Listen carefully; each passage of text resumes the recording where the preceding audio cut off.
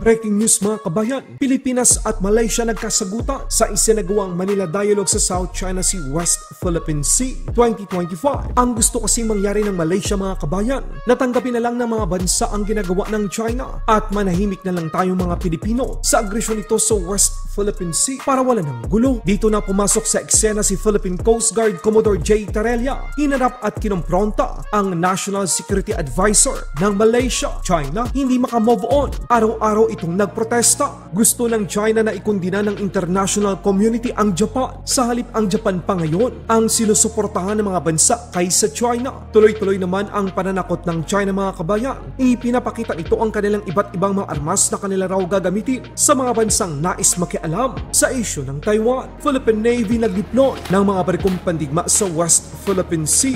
BRP Miguel Malvar, FFG-06, ang bagong frigate ng Philippine Navy, nagsagawa ng live fire gamit ang 76mm main gun.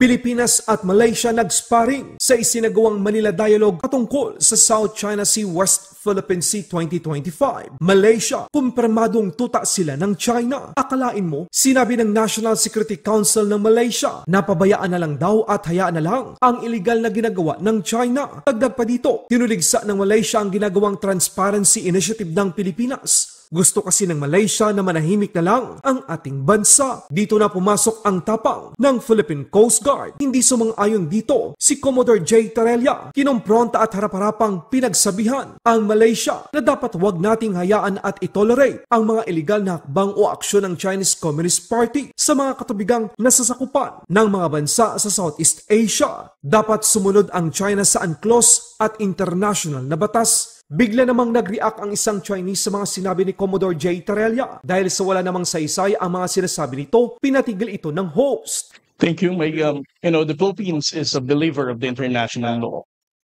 We have so much strong faith with international law that it is an equalizer of all nations, whether you are big and small.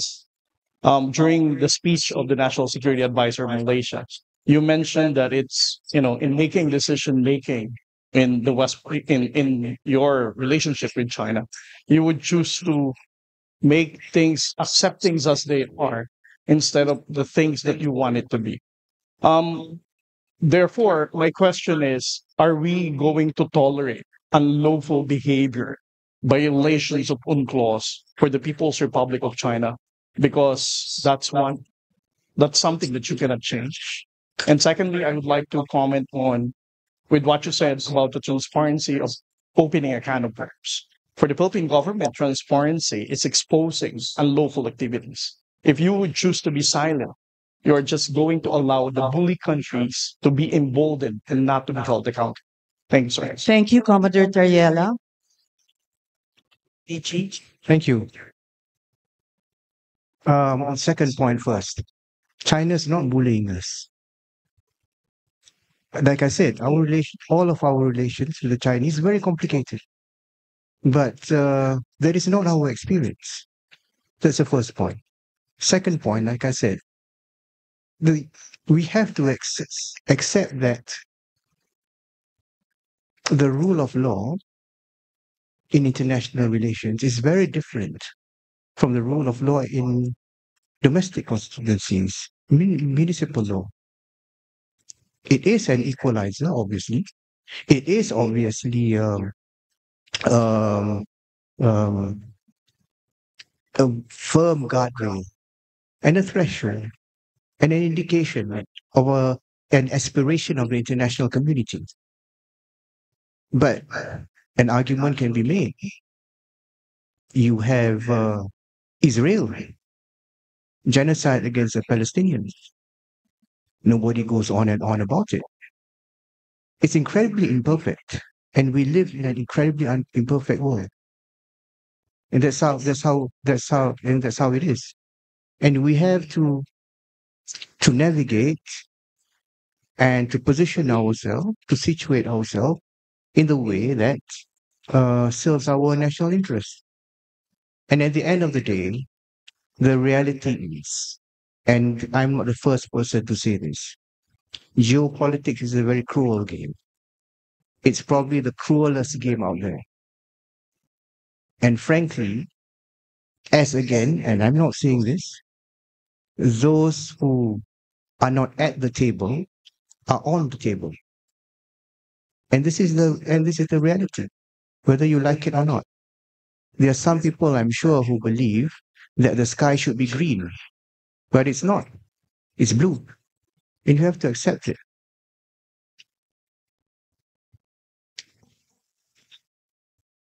Accept that somebody says it's green? You mean? Sorry. Sa ibang balita naman, China ay naaraw-araw na ang kanilang pagprotesta laban sa Japan. Nagpahayag ang tagapagsalita ng Chinese Foreign Ministry na si Mao Ning sa international community na kondinahin ang Japan at depensahan daw ang China. Ang problema ng China, mga kabayan, suportado ng maraming bansa ang hakbang ng Japan, maging ang Singapore, Pilipinas at marami pang mga bansa sa Southeast Asia ay pabor sa katayuan ng Japan at tutol naman sa mga maling hakbang ng China. Tama lang, dahil sino ba naman ang papayag na sa pilitang sasakupin ng China ang Taiwan? Sino ba naman ang mga bansa na kalapit ng China ang gustong magkaroon ng digmaan? Kaya walang susuporta sa mga panawagan ng China. Tayong mga Pilipino, suportado natin ang mga Hapon. Nakikipagtulungan ang Japan sa Pilipinas sa usapin ng seguridad sa pamamagitan ng pakikipag-alyansa at pagbibigay ng mga sandata para sa depensa dahil China ang tunay na banta mula sa Yellow Sea, East China Sea, Taiwan, South China Sea at West Philippine Sea.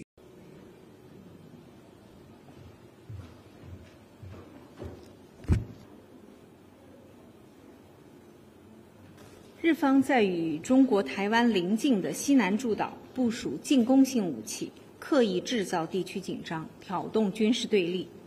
联系到日本首相高市早苗的涉台错误言论，这一动向极其危险，需要引起周边国家及国际社会的高度警惕。 Sa ibang balita naman, pinakabagong barkong pandigma ng Philippine Navy ipinutok ang pangunahing armas nito sa West Philippine Sea. Ipinakita naman ng Pilipinas ang isinagawa nitong pag-deploy ng kanilang mga assets at sinabayan ng live fire exercise. Super good news, mga kabayan, Philippine Coast Guard, hindi lamang mga 40-meter fast patrol boats ang gustong makuha sa France. Target din ng Philippine Coast Guard na makuha ang malalaking barko sa France tulad ng BRP Gabriela Silang o PVA-301.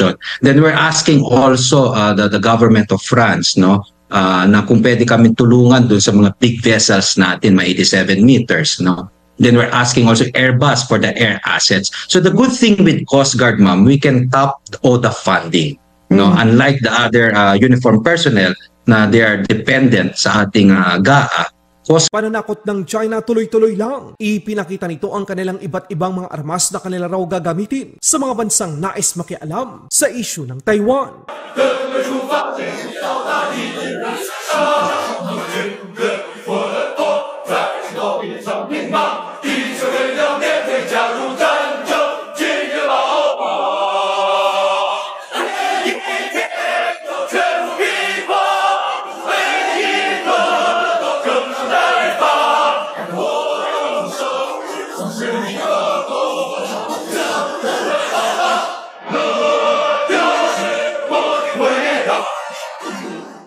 Laban Pinas.